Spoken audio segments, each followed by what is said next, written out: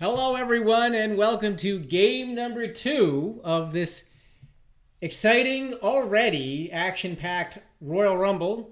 It's the Imposter Kings, folks tuning in. Thank you again for joining us on a fine Sunday evening. It is hot here in Seattle. That's why we look so red. It's certainly not because of the extremely warm color grading on the lighting above us. Well over 90 degrees, and that is nowhere close to as hot as it is in Imposter King Stadium tonight, because this fearsome battle will be filled with tension and excitement. What do you think, Cena? Yep, we've got the second upper bracket match between DripDropDando, and the crowd is already going wild. We got DripDropDando versus the Kid. The Kid, as everyone knows, is one of the true kings of the game, has won the tournaments, a couple of tournaments here and there.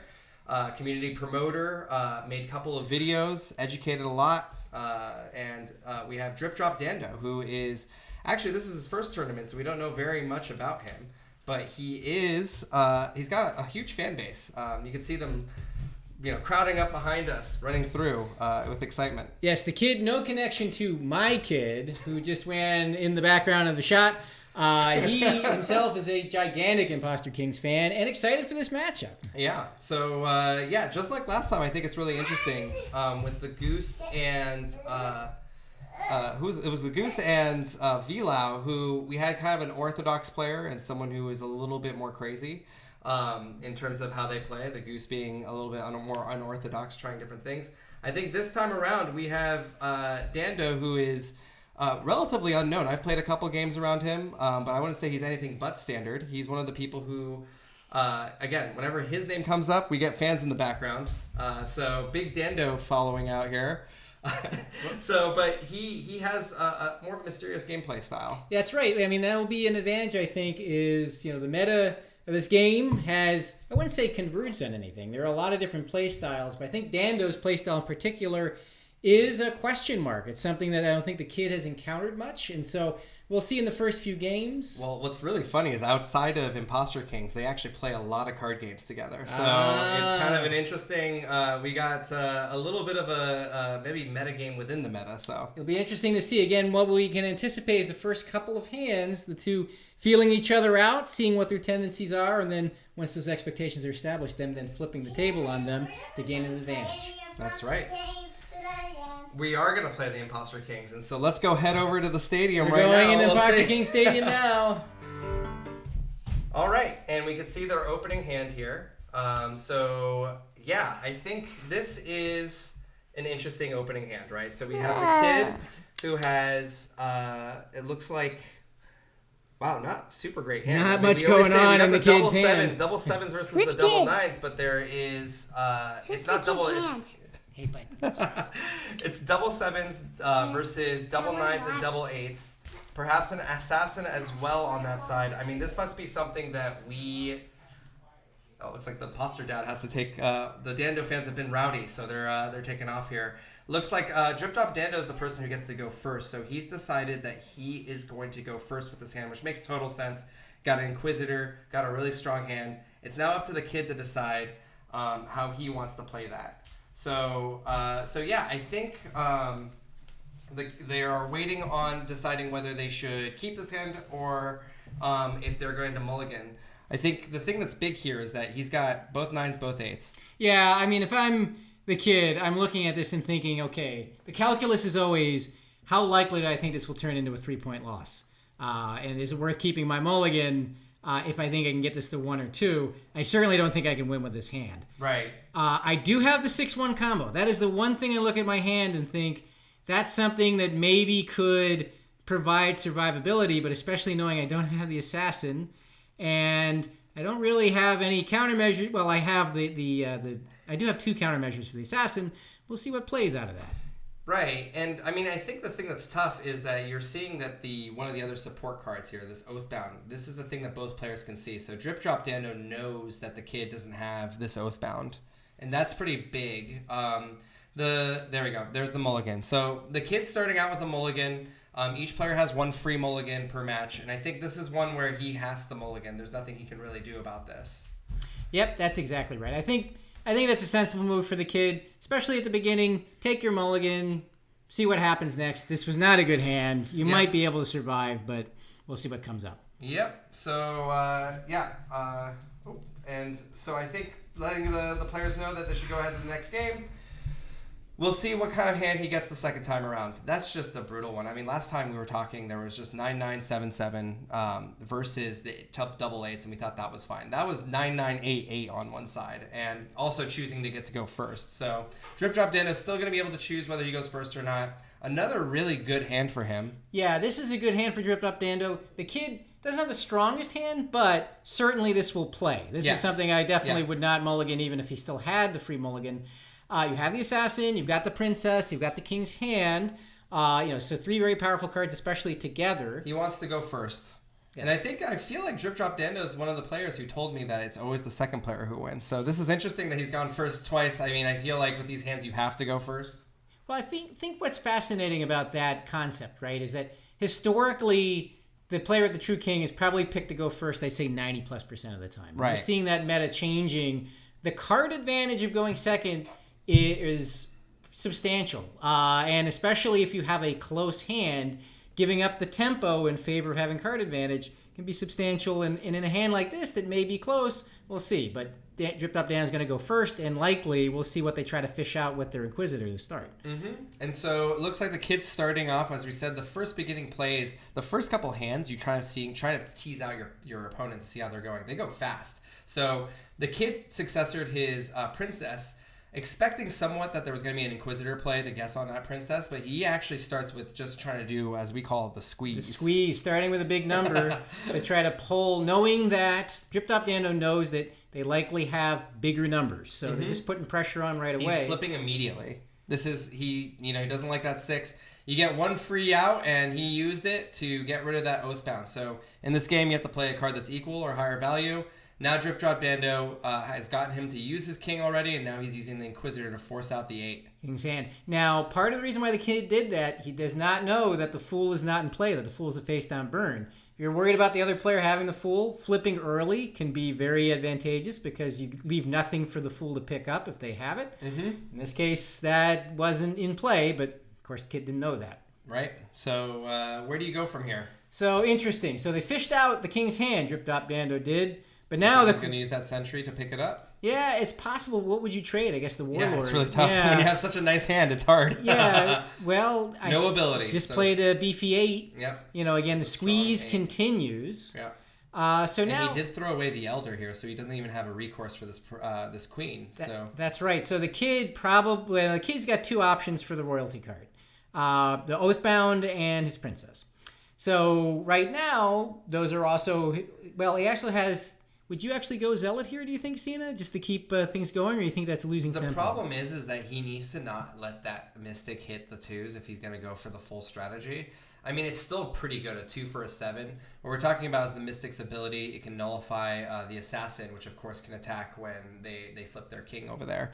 And so if he's going to try to go for that, he has to go for high numbers in order to prevent that 7 from being played. I don't think that there's any way he can stop it. So I think at this point he just maximizes the amount of pain that DripDropDando is going to go for. And so I think this is a Zealot play right now.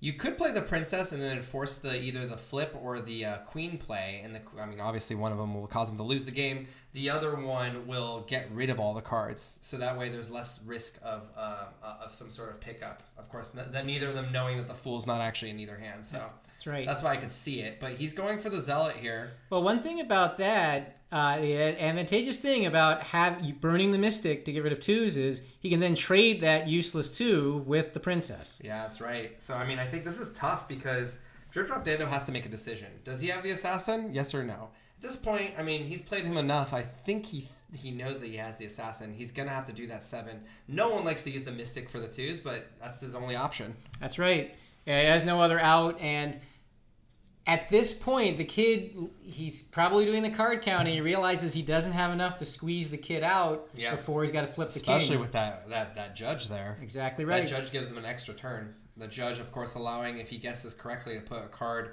that he plays no matter what the turn after. So that's the escape hatch for the assassin too. So Looks like we're going to wait here and see what Dando... This is a pivotal part of the game right here. This is a big play right here. And again, remember, DripDropDando also does not know that the kid does not have the fool.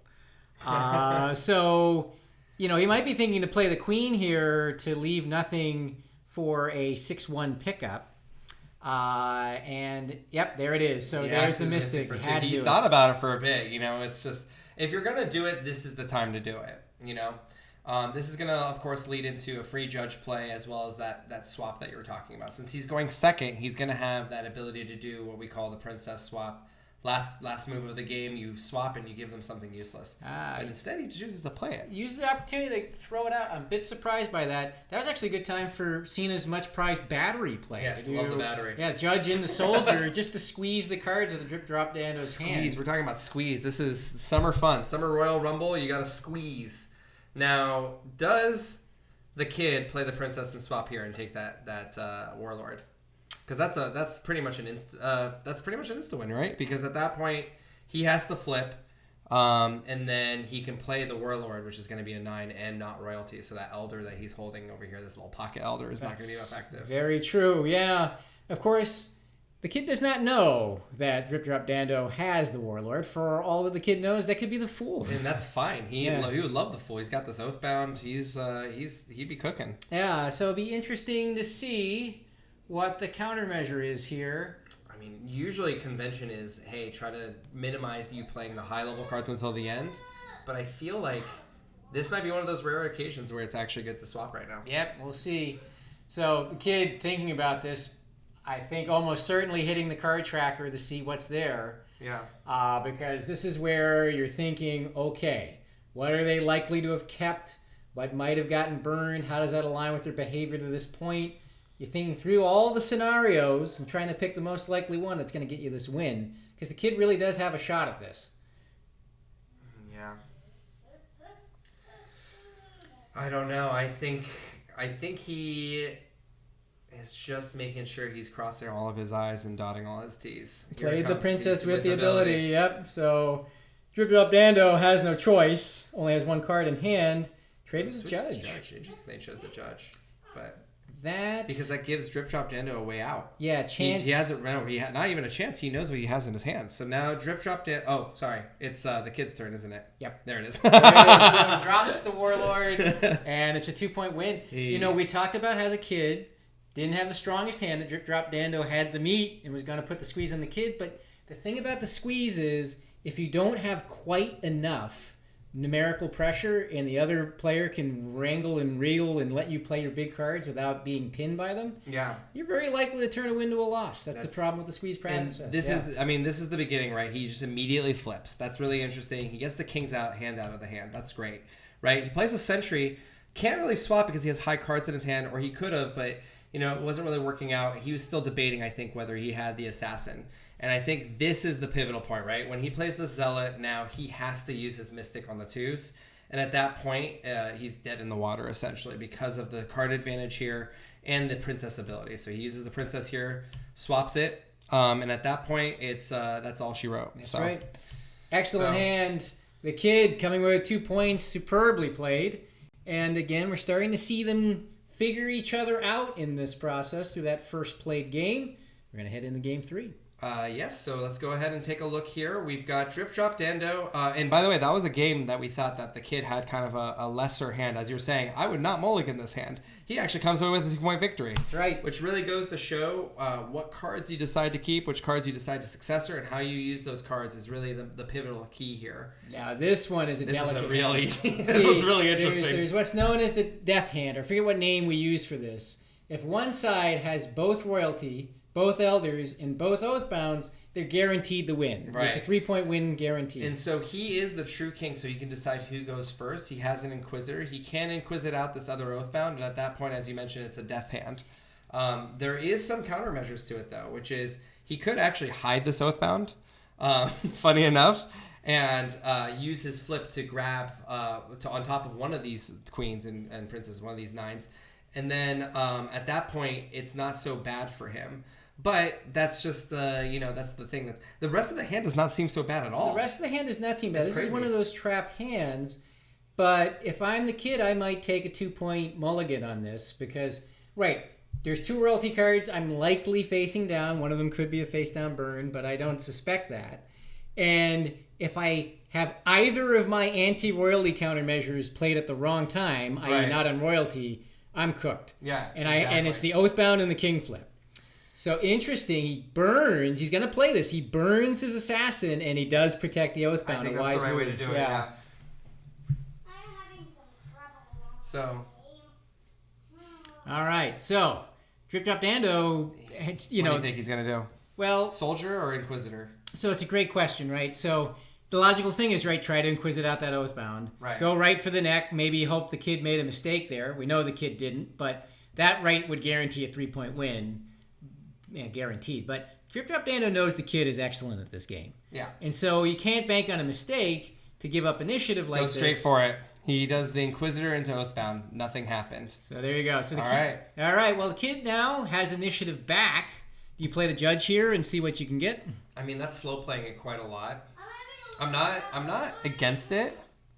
Well, I don't know if the kid has a path to victory. If I'm looking at this hand thinking, can I get a 1-point loss out of this? You can do that soldier, and if you hit the soldier, then you definitely propel up to being able to hit with the heavyweights there. What he needs to have is for DripDropDando to play his queen or his princess. He does have the Fool. I love this. So I think what the kid did here was really smart. He threw away the assassin, knowing that he's probably not going to get that. He knows that he has the king's hand there, so it's not going to be that great. He has the Fool to be able to pick up a card, which would give him 2-card advantage over his opponent. That's right. He just has to be really, really careful about not losing that Oathbound. That's exactly right. So he goes to the judge, guesses princess, guesses correctly, but we'll see what the kid decides to play as the follow-up. Right? I think the battery is the likely move here. Battery is the judge soldier for those of you at home. So double 5s. I don't know how I got that name. Maybe it's just how balanced they are, positive and negative, 5 and 5. I don't know why. It reminds me, actually, a lot of people say this. It's like baseball. The judge is the pitcher and the soldier is the catcher. Or? It came out to me after thinking 2 rooks on a chess, but I called that the battery too. Even though I think they called them blind pigs, if you chess theory, whatever. But I always called them the battery. And looks, he's countering with the other battery. He's countering the battery with a soldier himself. And then guessed at the assassin. He knows it's not in play. Yeah, he knows that the kid at least. Well, at this point, right, he's got to suspect that... He's got to know that the assassin's thrown away because, he went for the Inquisitor, which is actually the face-down card. Funny enough, he misses there, but it's not going to affect him too much. The only thing he's going to miss there is not having a disgraced card for him to be able to use his Mystic later. That's right. So now, DripDropDando, a lot of potential plays here. Goes at the king's hand, just as an 8, pressing on numbers. So now the kid... Can't flip king, again, knowing he's likely facing down 2 royals. Pretty much has one play that's safe, which is to play his sentry as an 8. He's got to do it. The question is, do you flip it? Knowing your opponent's hand right now is really key. If he plays his sentry, it disgraces itself, which means that it's going to be face down a value of 1. And that means it's not going to be too detrimental to him because it's only going to enable 1 more card in DripDropDando's hand, other than the obvious king flip. It's not great for him because it'll allow him to continue. This is already dropping it down to a 2-point hand because when the opponent flips their king, they can't win on a 3-point hand. So that's true. Now it's really interesting to decide whether he's going to use that exchange. And of course, he'd pick up, I think, the king's hand, protecting him from the princess swap. Well, one thing to think about though is the kid is probably looking at this thinking, I'm not likely going to be able to use my Fool effectively, because the queen is likely to emerge. DripDropDando is probably not going to allow anything out there for the Fool to pick up, and I don't have control over when I play my Oathbound. So that being the case, I would probably use the sentry, trade the Fool in for the king's hand. The Fool? Yeah. They're going to flip it, though. They're going to flip it? They're going to eventually have to flip. They're going to put the queen down, I think, before that happens. That's probably smart. All right, he's using the ability. He's listening to you. Probably, yeah. We've had audio problems have resulted in, he traded the warlord in for the king's hand. It's just interesting because what is he trying to maximize the ability for him to pick up things from the court? Maybe I don't know. It's an interesting play. We'll have to see how that plays out. One of the things that often happens, I don't think it happens in the kids' caliber of play, but sometimes you forget about the fact that you're staring down a pair of nines. So well, that's true, and it could be the kid is suspecting that maybe one of those nines, maybe one of the royalty cards is the face down burn. It's possible. Could be. He did ask about the Inquisitor earlier with the soldier. It's true, and Inquisitor would be maybe an unusual play to successor, not unprecedented.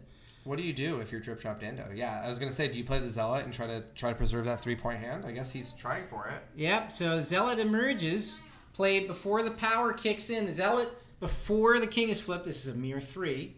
Cena's favorite card, Simbu's favorite card, the Zealot. It's just bad design.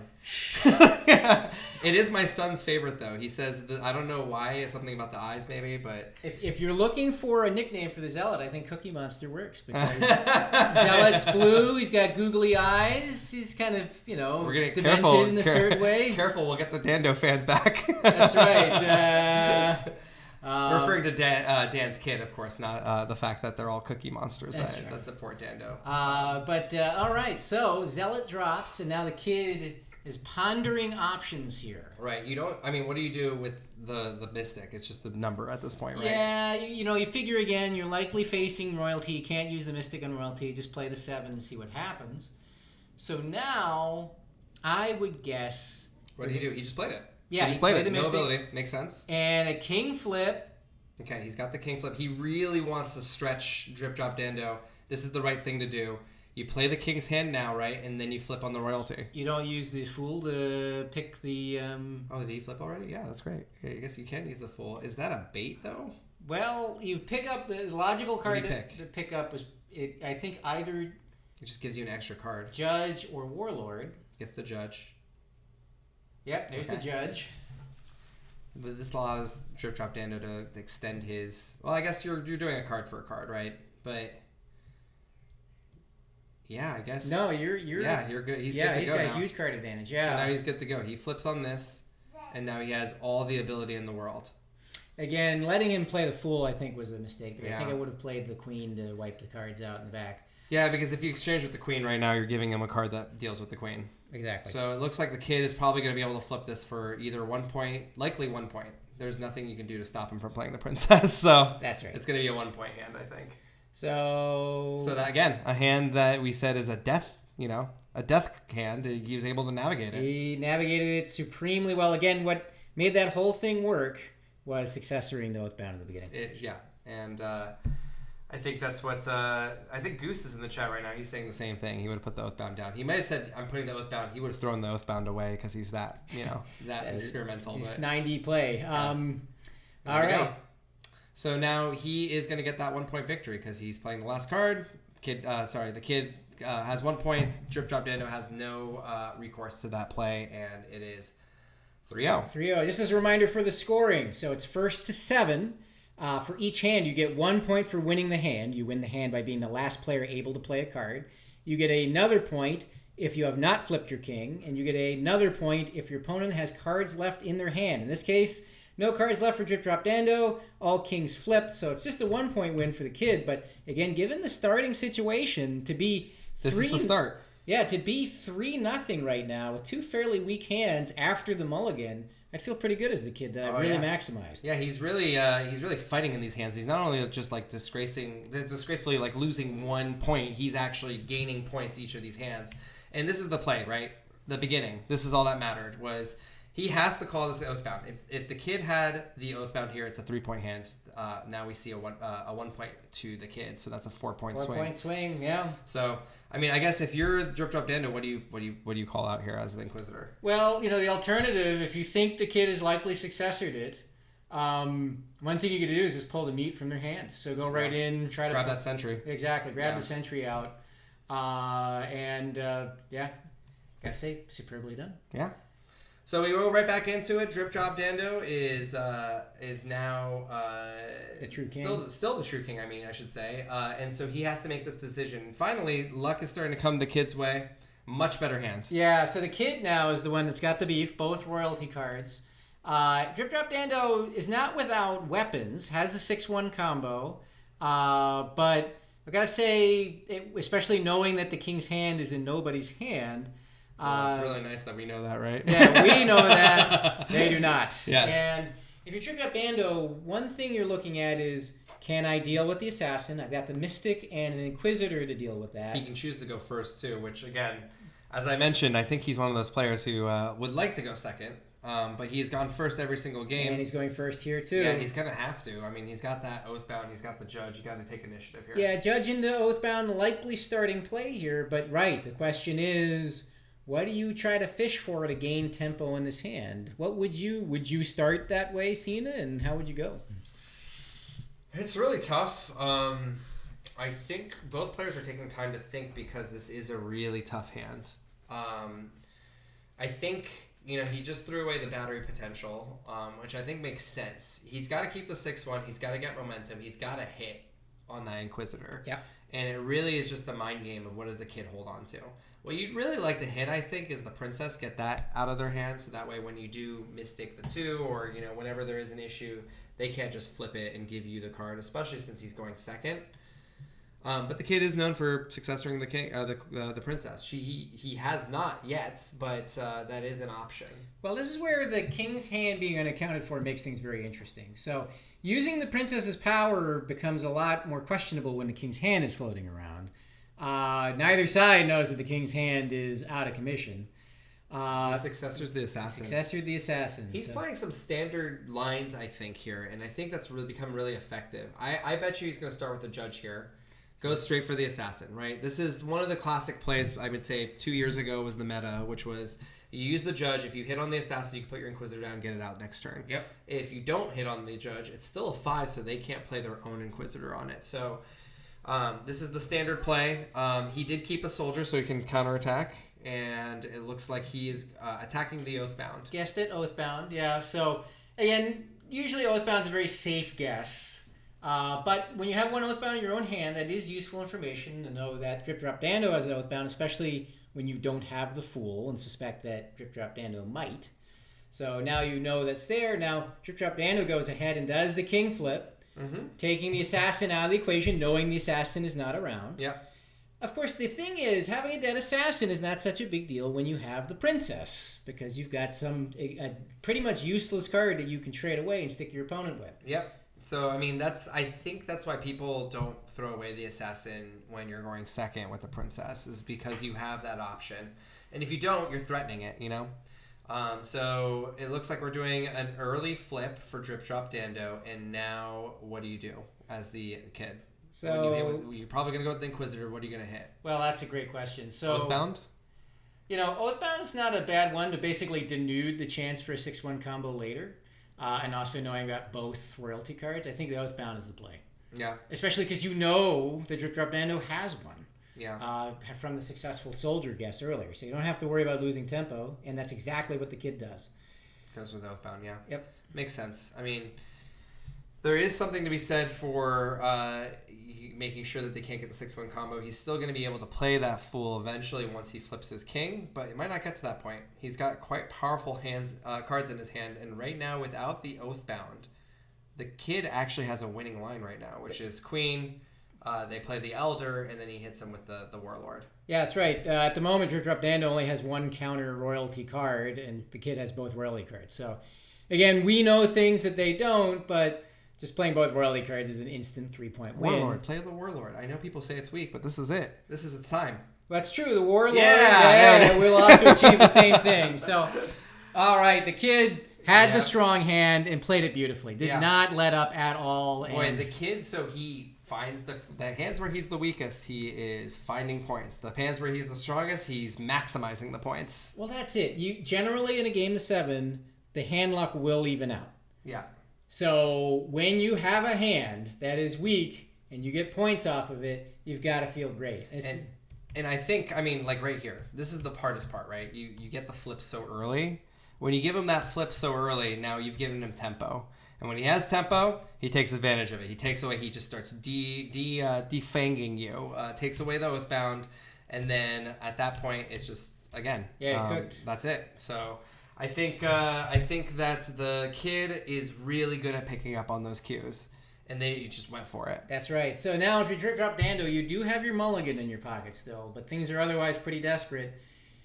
Interesting deal. Wow. This is an interesting one. Yeah, and just quickly glancing at it, I feel like it's a fairly even deal. Cena, if you're DripDropDando and you're looking at this one, how are you feeling about your odds right now? I mean, I don't think I mulligan here. I think when you're 6-0, you go crazy. You go wild. You've got the assassin, right? So you've got that advantage. He's deciding the kid goes first, so now he is going second. And I think that you take risks here, right? Like, this is where if you didn't have the assassin, you flip when you shouldn't. Yeah, I think that's right. And it's kind of similar stuff like that. So yeah, I think we will see DripDropDando is going to get rid of the Inquisitor. It's interesting he's keeping both the Fool and the Assassin. So just presuming that that the Assassin here is going to get taken care of. So I don't think he's going to successor it. We'll see. Might want to successor something else. Oh, he goes with the Assassin. Okay, interesting. Assassin, yep. So I think he's going to hope that the kid is going to ask for essentially the Assassin. He does have the Judge. The only other counter he has to the Assassin is nothing. That's right. He has no. So that he's got the Sentry. He's got the Sentry. He can pull. Maybe he doesn't even have an Inquisitor. So that's right. Now, of course, DripDropDando doesn't know that because the Mystic is the face down burn. Right. And so he's not as confident as we can be that the kid has few countermeasures of the Assassin. But again, as you mentioned, when you're down 6-0, you have to play the aggressive play, try to high roll your way back into the game. And DripDropDando may do that here. Yeah, he's got the power. He's got 9, 8, 7, whereas the kid only has 9 and 8 with a bunch of Oathbounds. So that's right. So he's gonna have to slow play this with his Judge and his Soldier and hope that he gets the high cards out early. So I mean, I think the Judge is really good. It's good that DripDropDando kept the Soldier as like a placation to the Judge, and then he's gonna get hit with that, and then he can play the Warlord and start doing that squeezing thing. The summer Royal Rumble theme of the week is squeezing. Yeah, this is a much more fun kind of squeezing. It's where your opponent has the bigger cards, but you can keep annoying them by making them play them in low leverage ways until eventually your power cards suddenly become the things that dictate the game. That's right. And I think, so if I know the kid, he's got his protractor out. He's calculating all the hypotenuses, just thinking about all the different possibilities here.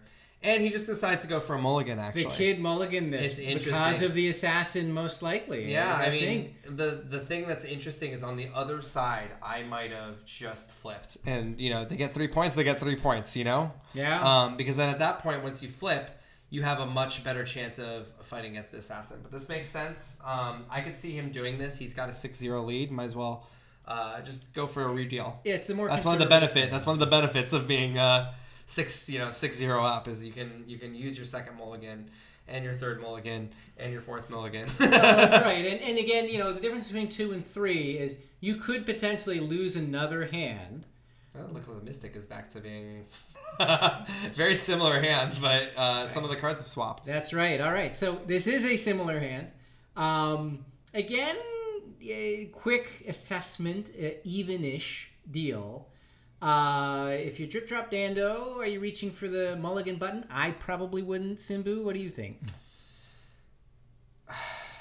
I don't know. I think this is a tough one because you have survival cards, but you're in a position where you can't just survive. Yeah, I mean that's the thing that's crazy is that if this score was not 6-2, you could probably know for a fact that you can rid your hand of your cards. Well, again, if you look at it, again, the Mystic again is the face down burn. You think generally the winner I have in my hand, the cards that typically end hands, I've got the Princess and I've got the Assassin.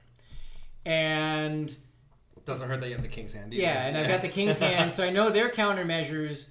I don't have an Inquisitor, and I don't know where the Mystic is either. So those would be the countermeasures I'm thinking about. I might be able to prevent them from ever playing an Inquisitor. But DripDropDando said, too much of a risk. He took it, yeah. Interesting. That's, again, it's like we have obviously more information than them, but this is one where I think DripDropDando could have won. I would have maybe, he got that chess slider of who's got the advantage. I think he has a slight advantage here, but it's really hard when you don't have the Mystic. He still has his free mulligan. Yeah, you don't fault anyone for taking a mulligan when you're 6'2", staring at the barrel. Yeah, so. when you don't know about the Mystic being unavailable to your opponent, when you're relying on an assassin play, you think, why not? Maybe I can high roll in the very strong hands, get my way back into this. And it's not a bad play. Yeah. All right, so DripDropDando mulligans uses their free mulligan. No more mulligans in their future with the kid at 6. That would be an instant loss to the game. And, we're going to go into the next hand. We'll see what happens. We'll see what's up next. So here it comes. It looks like the princess is put away. These hands are so funny. Oh, it's fun again with no princess. That's going to get folks moving. Now, DripDropDando, you look at it. You've got the 6-1 combo. You've got the queen and the king's hand. You got a queen, king's hand, unbeknownst to him. The other player doesn't have the princess. Yeah, I wouldn't feel great with the princess unaccounted for, but actually I believe DripDropDando has a slightly stronger hand here. Well, obviously, the kid obviously thinks that DripDropDando could have 2 royalty. That's right. That's tough, right? I think you have both elders, but you also, depending on who DripDropDando decides to give, who goes first. Actually, I forgot. The kid is actually the true king now, because when you do a mulligan, the second mulligan, you actually get that back. Yeah, point loss of any kind gets your. So it looks like he's got to decide, in this one, can he take advantage by going first? And as I mentioned, one of the popular ones to pull when you're playing with the Inquisitor is the princess. He decides that DripDropDando goes first, so he's giving the initiative away. Neither side can really squeeze. It's really interesting. It's a really interesting hand. So, one thing when you think about DripDropDando, you look at your hand. One thing you put in the calculus is, can I tee up an excellent fool play, one that will break this game open? And part of what you think about when you use your Inquisitor is, can I put a card out there that I'm going to pick later? Yeah. And so that would be an intriguing thing. Now, granted, you might try and get the princess right now, which would be tragic. He didn't last time. Last time he went for the assassin, and he was not rewarded on it, but it happened to not matter. So I'm curious. But he did get to see. At the end of the game, you do get to see all of your opponent's setup. So he could have seen that assassin was put away. I think both of them are highly competitive players who are trying really hard to make both of their hands work. Both of them sweating about something that doesn't exist. That's exactly right. That's whenever one of the power cards is the face down discard. That is what happens. You get folks doing a lot of unconventional things. So the kid chucks the soldier. He sees that the judge is face up, so he's probably thinking, all right, I don't have to keep the soldier around for any sort of judge tomfoolery. Yeah, you don't have to basically stick a placeholder to play around the judge. And I resent that you call the soldier a placeholder. Well, that's one of the soldier's many valuable duties as a dog face. That's what you do. When you're a soldier, you gotta stick around. That's right. In case the legal system gets in the way. It's not a glamorous job. You basically hang around as a bailiff while the judge does what they do. But interesting. So DripDropDando looking very carefully at what they're going to keep around. Notably, the kid did not burn either of his elders. So he's going to keep both. Probably going to success one of them if I was to guess. Unless he's trying to protect something. Well, with nothing really to be threatening. You suspect DripDropDando has both royalty. Right. You have no Oathbounds. Yeah. So you can hit the Oathbounds. That's right. Yeah. And does DripDropDando worry about that? About the elders? About the mystic hitting the 6s. Oh. He's got a king's hand for it, but he's got to keep that king's hand for the assassin. Potentially. One intriguing thing you could do...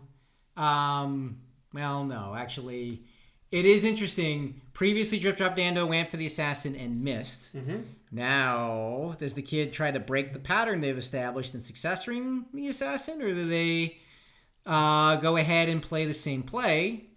How bad is it if he gets the assassin, right? So think about it, right? If DripDropDando gets the assassin, there is a sentry potential that he can pull up, but he doesn't have enough numbers to really use the sentry for that. Well, the interesting thing... so he puts the mystic away. Yeah, that's what I think he's going to try to hide the mystic. He checks for the assassin immediately with the soldier. Okay. So not just standing around waiting for judges, also checking to see if there's the perimeter... Not doing anything about the assassin, but letting people know that there is one. The soldier is inciting the throne. More like a reconnaissance role in this case. He's like, hey, there is an assassin, and listen to me. So he gets higher. He gets elevated in the throne. Just so you know. DripDropDando, he flips. He calls for the assassin. He gets the assassin.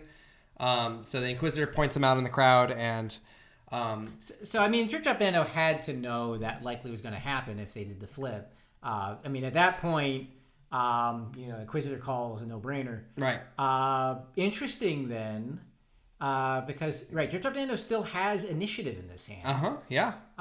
It's kind of tough because he has a combo with the 6/1, and then he has high cards. Well, one interesting thing, King's hand is extremely powerful right now. You don't need to keep it around for much.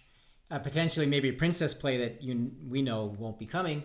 But if so tough. Yeah, if you play the King's hand right now, you're putting it. And you can always pick it up again later with your 6/1 combo because you can't Elder a King's hand. He flips it early. He wants to go.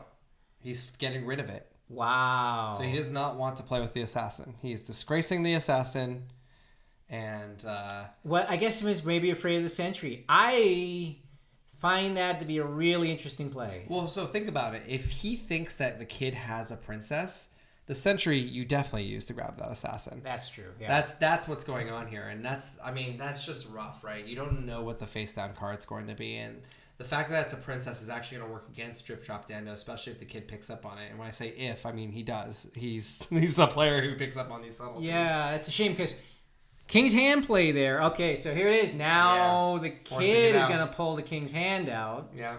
And that likely is going to result in a sentry play. Has to result in a sentry play. Sure does. And here's the thing. Yeah. So use a sentry, you pick up the King's hand yourself.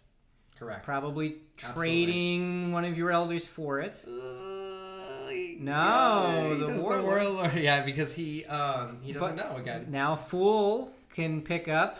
He reacts. Oh, King's handed the Fool. King's hand. I think he's got him dead to rights here.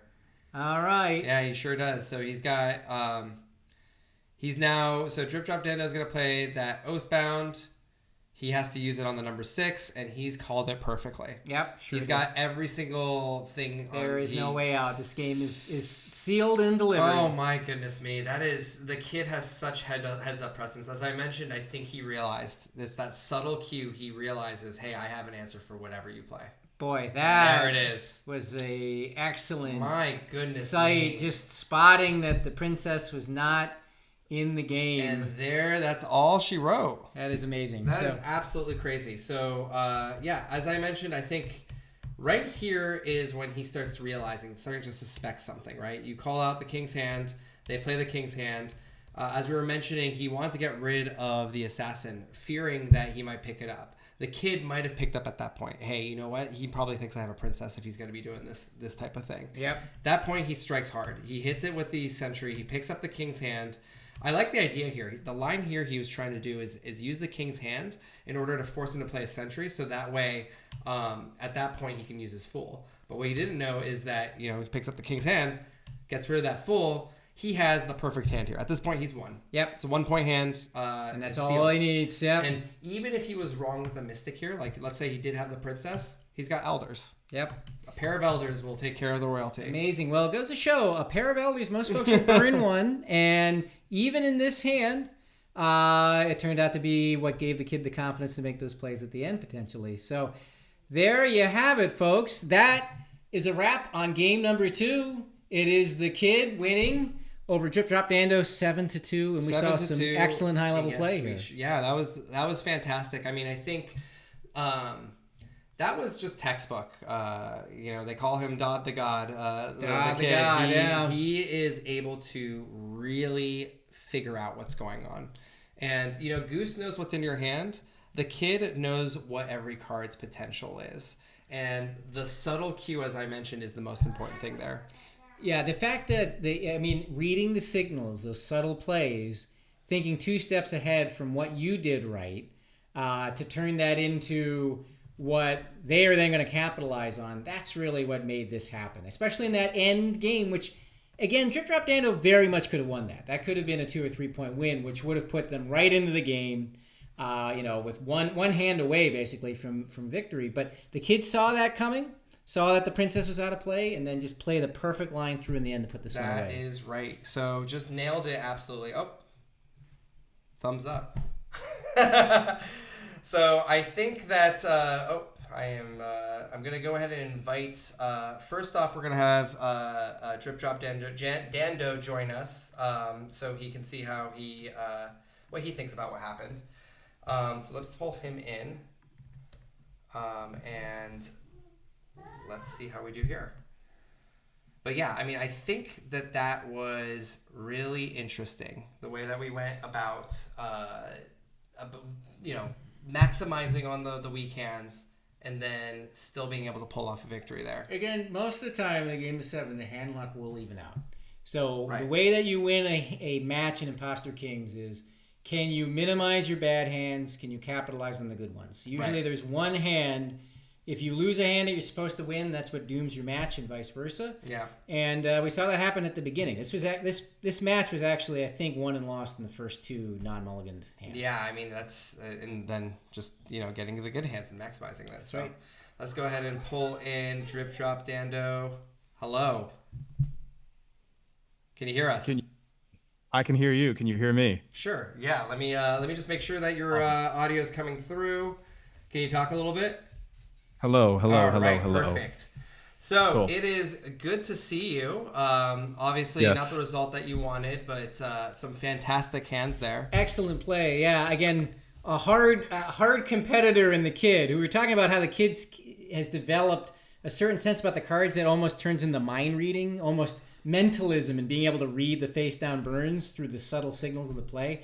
How was it playing against the kid in this case? Did you find yourself tearing your hair out at some of those plays?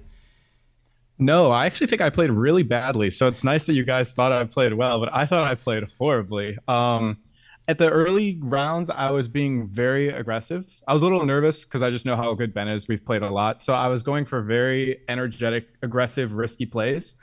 And they did not pay off because he is very good. And he punished me at every point that I tried to be aggressive. So by the time that I had gotten the hand that he scored 3 points on, we were talking after, like, I was considering mulliganing the hand, but I thought, oh no, maybe I can play it out. And then he punished me because he was just better.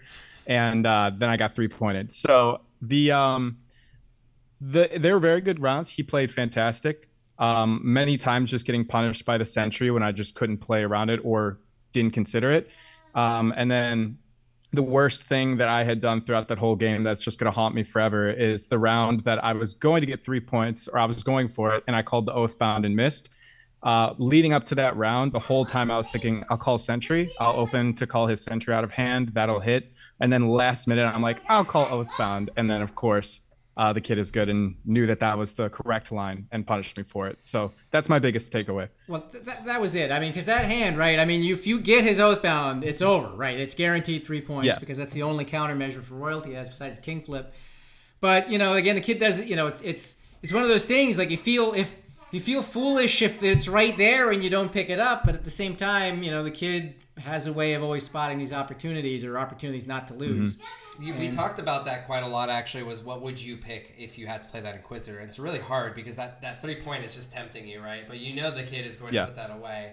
I was curious, you decided to go first quite a lot, and I think that you told me that going first was difficult in 18-card standard. So I was curious to see why you decided to go first. Was it just kind of an advantage thing, or trying to push the tempo, or what was your I was trying to be greedy. I wanted the 3 points. I was thinking in those early rounds, I was like, I'll play a little risky. It's early. I have decently strong hands. I'm going to just push to be the aggressor. And then he was able to maneuver his way around me very easily. So I got punished for that. Yeah, I mean, I gotta say, I do the same thing, especially because even if you whiff on the Oathbound, you think, well, that's not a guaranteed loss on this, fine. We'll play it out from there. But, again, that's the thing with the kid. He didn't miss a trick in this one. He played incredibly well. And I got to tell you, as someone who's lost a fair share of Imposter Kings matches, when you run into someone who's playing at the peak of their game, it does make you feel silly at the end. Like, you made mistakes, but it's in large part because they did so well and picking up every opportunity that was there. Yeah. So, I mean, I think, despite you thinking that you made some mistakes there, I think it was really, those hands were really tough. And I think there was a couple subtle things that he was able to pick up. The last question I have for you is on that last game. You flipped on the Assassin. And I was curious, was that because you were hesitant about the Sentry pickup? If so, exactly. Did you think he had also the Princess there? Yeah, exactly. I was Okay. being cornered from him grabbing the assassin with the prince or with the sentry, or then him trading with me with the princess at the end. So I figured I should delete the assassin so I wouldn't get assassinated. Right. And then the princess ended being out of the game. Right. Those last couple of hands were really awkward because both like we kept mulliganing out of the sense that the other player had the mystic and then the mystic was out both of those Yeah. games. And then and then the last game, yeah, playing around princess and that was also out. So Yeah, Simbu and I get to be geniuses in the commentary Oh, yeah. because we So see smart. it. But yeah, when you don't know the one key card that makes the whole thing work is the face down burn, you get a lot of really interesting play. Those are always the most interesting hands to watch. I Because you never know. feel like I'm so smart just seeing all the cards. I'm like, oh well, here's the line. I don't understand, you know. So Yeah. you did great. It was wonderful to watch you. I know it wasn't the result that you wanted, but we luckily get to see you again. You are in the upper bracket, so you'll get knocked down to the lower bracket. And we'll hopefully see you again soon. That's right. Join us in the lower bracket. It's fun. You have to win like 40 games to get anywhere, but it'll be exciting. Yeah, if you can't pick it up, Dan's in the lower bracket as well, so he'll be playing oh next no, week. I get to play against all the cool people in the lower Yeah, bracket exactly. now. So It's the just true fun. kings It's can go kill each other. It's a training arc. It's an anime thing. You get knocked down Exactly. and then you fight them again, and you're like, no, I'm stronger, and you know that Yeah. type of thing. So, anyways, thank you so much for joining us, and we'll definitely keep watch on your next couple games. So, thank you. Sounds good. All See you right. guys. Have a good night. Thanks. Yeah.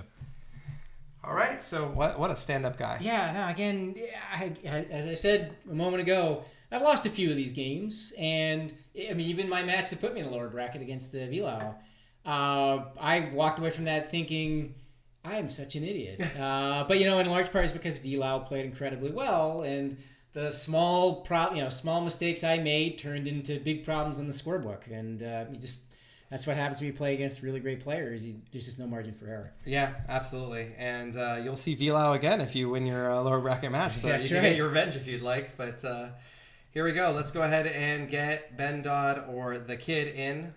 He is connecting. Hello. Hello. Oh, boy. It's so exciting to see you. It's been a while. Yeah, been a while. So how are you? How are you feeling after that match? Yeah, I'm feeling well. I'm sick, so I don't feel great. But as far as Imposter Kings goes, I feel good. That's awesome. You played, as I think we mentioned it multiple times throughout the stream, you took really hard hands and were able to convert them not only to not a 1-point loss, but like even a win, and in fact a 4-point swing for your second hand there. And then when you got the good hands, you maximized your victories, especially against a death hand, and you knew it was a death hand. We kid around here about how you're calculating every single possible route, but you were able to navigate it. So how do you feel generally, going through all those hands, including the bad ones? Yeah, I mean, I think that's the beauty of the standard rule set. The core rules of the game is it really forces you to learn to love every hand you get. I think that's what really makes a great player is, it's just, okay, I've got this is what my hand can do. And I've spent a bunch of time trying to work out, how can you lose with less points with the judge, like what do you do when your hand's really good, when your hand's really bad? I think that's one of my favorite bits of the game. Yeah. Awesome. Yeah, we were talking about that second hand, second non-mulligan hand, where we were talking about whether that was a mulligan hand. And, not only, I mean, of course, it was a very inspired decision to recognize immediately that your Oathbound was pivotal to being able to survive at all. But, again, the way in which you... No, go ahead. I almost kept it in hand. I was like, okay, obviously, I have to hide it. I was like, either... a Inquisitor's out, so there's only one Inquisitor, and then I think the hand's playable for me. Or a Royalty's out, or like an Elder, like one of the cards, so either they can't recognize that it's a like Exodia hand state because one of the cards is out that they think I have more defense than I do, or one of their attacks is out, that being the Inquisitor or the Princess. So I almost mulliganed. But I was like, there's actually quite a lot of hits for the face down burn that Right. turned my hand into playable. So I was assuming that it was good news for me on the burn, not the face down Yes. Yeah. out of the ground. And so playing around that. Yeah, I mean it's just insane. There's so many different ways, and I mean, as I mentioned, it's very clear, it's very tempting to go for that Oathbound, but then you go that next level of the meta where you're like, okay, well, he's gonna assume that I'm going to assume that, so like there's so many different layers, and I think you played a real standard game, and that's not supposed to be disparaging in any way, but you played a very strong standard game where you kept the strong cards. You kept to the meta, and then you attacked when you needed to. And so I think that's what really I think made it really difficult for your opponent. Yeah, I mean, one of the things we're talking about is in some of those early hands, DripDropDando tried to apply to squeeze, where you just put number pressure because you've got the beef to be able to push that, and just the way that the squeeze, if you can parry that for long enough, the hand is going to come around your way, and the way you just did that is so beautiful and delicate in the way you navigate that. It's one of the biggest serotonin hits in the game when you successfully parry an attack like that, and you did so exquisitely. Yeah. I don't want to keep you too long since I know that you're not feeling great. Is there anything you want to say to your opponent or your fans? Or? Yeah, well, I mean, I love Dando, so I'm hoping he can survive his way through the lower bracket and meet me again. I was like, I kind of wanted him to beat me, but I was like, he's not allowed to beat me unless he can actually, earn his it. spot. I told him it's an anime thing. He's going to hit the bottom, and then he's going to meet you again, and you'll be like, oh, you again? And he'll be like, I've learned, or something like that. Yeah, forged in the flame of the lower bracket. From each opponent, he actually learns something new, and then he brings all of that knowledge and brings out the cards. So that's right. 100%. We'll see. And of course, I was joking earlier. It's like you have to win 46 games to get to the finals from the lower bracket. So it is going to be an endeavor. But if anyone can do it, DripDropDando can. Absolutely. And you're moving on ahead to the winners bracket semi. So that will be against Goose. That'll be a tough match. Goose is my nemesis. He's got the play style on lock versus me. He always knows what I'm thinking. Well, we'll see how you guys fare up against each other, and it might be a repeat match if all goes a certain way. So, anyways, thank you so much. Always a pleasure to have you on, and good luck on your travels and all your other games that you're playing. Thanks, guys. All right, cheers. So there you have it. There you have it. Again, a great match. Yeah. Terrific match. Very worthy game, too. Our upper bracket semifinals now set, as we were talking about, Goose versus the Kid. Yeah. It's going to be a cracker match. Once that gets scheduled, folks, clear time on your calendar for that one. No doubt. Absolutely. And I think the biggest thing that I really loved about both matches is that they were very different. The first couple matches were really unorthodox, kind of back and forth. Both players were trying to figure each other out. This one, they kind of knew each other already. Ben was just playing really solid, the real solid lines, and Dando was trying something really aggressive and just didn't really pan out. That's exactly right. Yeah, again, just solid fundamental play. If you can have fundamentals in Imposter Kings, then the Kid's got the fundamentals. Yeah, and he put videos out. Yeah, he made puzzles. There you go. That's exactly right. What he's doing, again, that fundamental play, the calculating the lines, that's where that all comes from. So. Yep. So there we go. Thank you, everyone, for joining us tonight. When is our next match? Oh, that's a good point. So next week we are going to have, I believe they're 2 10 a.m. matches, one on Saturday, one on Sunday. 2 breakfasts with the Imposter Kings, one Kings. of which is my lower bracket match. Is it a 10 a.m. match? It is a 10 a.m. match. I got it right. 10 a.m. Pacific, to be clear. 10 a.m. Pacific for both games.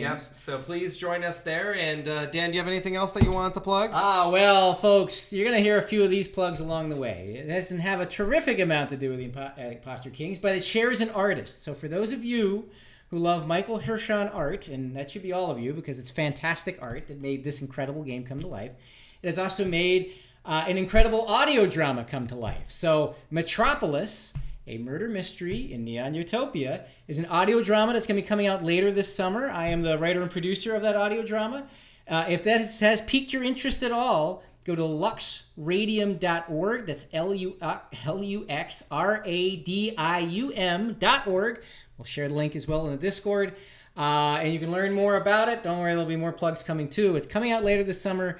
But if you want to see that art, that's the place to go. And it's as breathtaking as you can imagine. So, Michael here, Sean, Dan, awesome collaboration on making that a reality. And it is in our Discord, which you can find the links to right below this. I'm not sure if you're watching this on YouTube or Twitch, but right below here, there is a link to the Discord. It'll give you access to chat with people. If you ever want to play the game, there's a free client available, which is what we were actually just watching. There'll be replays for all the games as well as the replay in-game, so you can actually go through like we were doing and look at the replays, as well as the hashtag random section where we have Lux Radium. Yeah, there's a lot of stuff. You want to join the Discord. Be clear, if you watch this video, especially right now, you want to join the Discord. Even if you don't know what Discord is, figure out what Discord is, then join the Discord, because it's really a lot of fun in that room, and you get to hang out with great folks like the two competitors we just saw tonight. That's right. Well, that will be all for us tonight. Thank you all for joining, and make sure you stay royal. We'll see you next week. Stay royal, folks. Next week, 100% unmissable, 10 a.m. PT on Saturday. Thank you so much. Take care, everyone.